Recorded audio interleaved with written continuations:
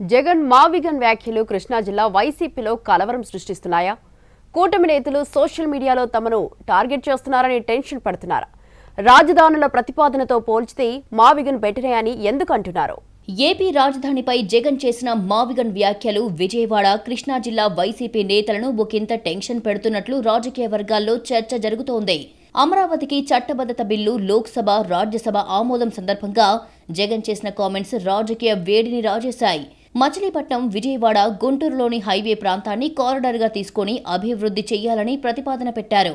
అమరావతి రాజధానిగా ఇష్టం లేక జగన్ ఇలాంటి వ్యాఖ్యలు చేశారని కూటమి నేతలు ఫైర్ అవుతున్నారు. గతంలో 3 రాజధానులు అని ఇప్పుడు మావిగన్ అంటూ మరో మాట చెబుతున్నారని మండిపడుతున్నారు. అయితే మావిగన్ వ్యాఖ్యలపై కృష్ణా జిల్లా వైసీపీ నేతల్లో తీవ్రమైన చర్చ జరిగినట్లు ఆ పార్టీ వర్గాల్లో టాక్ వినిపిస్తోంది.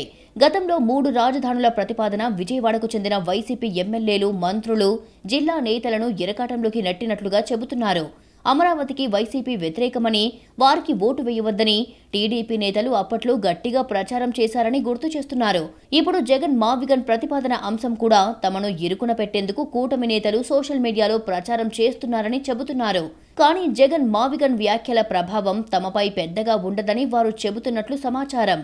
తమ ప్రాంతం విజయవాడ, మచిలీపట్నంతో కలిసి ఉండటంతో స్థానిక ప్రజల నుంచి వ్యతిరేకత రాదనే ధీమాతో ఉన్నట్లు తెలుస్తోంది.